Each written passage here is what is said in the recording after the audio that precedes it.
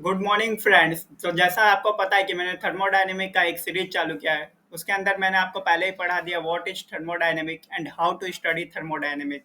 और आज मैं आपको पढ़ाने वाला हूँ थर्मोडायनेमिक पढ़ने के लिए जो सबसे इम्पोर्टेंट चीज़ है व्हाट इज सिस्टम। तो सिस्टम क्या होता है? एक क्वांटिटी ऑफ मैटर या रीजन इन स्पेस जहाँ पे हम लोग अपना प्रॉब्लम को सॉल्व करने के लिए अपना कंसंट्रेशन एनालिसिस के लिए रखते हैं, उस पार्ट को हम लोग सिस्टम बोलते हैं। और आप यहाँ पे भी देख ही सकते हैं क्या लिखा है, अ क्वांटिटी ऑफ मैटर और a region in space, a quantity of matter or a region in space upon which our attention is concentrated in the analysis of problem is known as system। तो quantity of matter या reason in space जहाँ पे हम लोग अपना attention concentrated करते हैं in the analysis of problem, उसी को हम लोग सिस्टम बोलते हैं।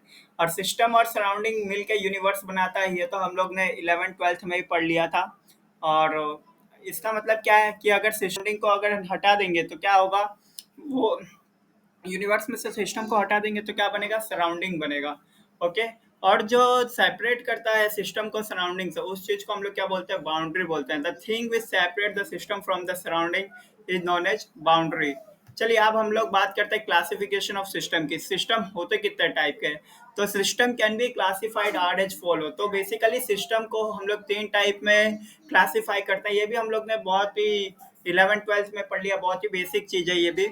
तो जो सिस्टम है वो 3 टाइप में क्लासिफाई होता है। पहला होता है क्लोज सिस्टम, दूसरा होता है ओपन सिस्टम, और तीसरा होता है आइसोलेटेड सिस्टम। तो हम लोग एक एक करके इसका स्टडी करने वाले हैं। सबसे पहला है व्हाट इज क्लोज सिस्टम।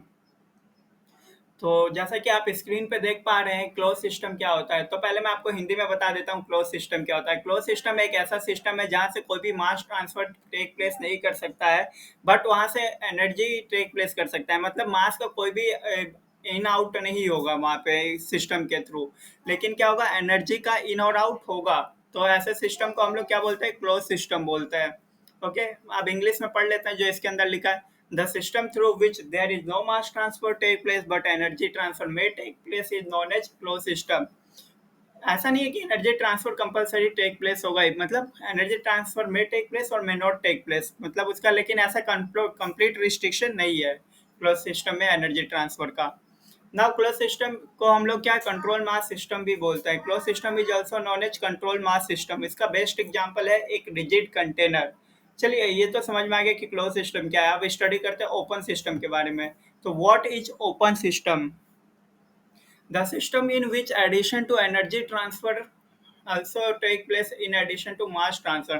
मतलब जिसके अंदर एनर्जी का भी ट्रांसफर हो और मास का भी ट्रांसफर हो, ऐसे सिस्टम को हम लोग ओपन सिस्टम बोलते हैं।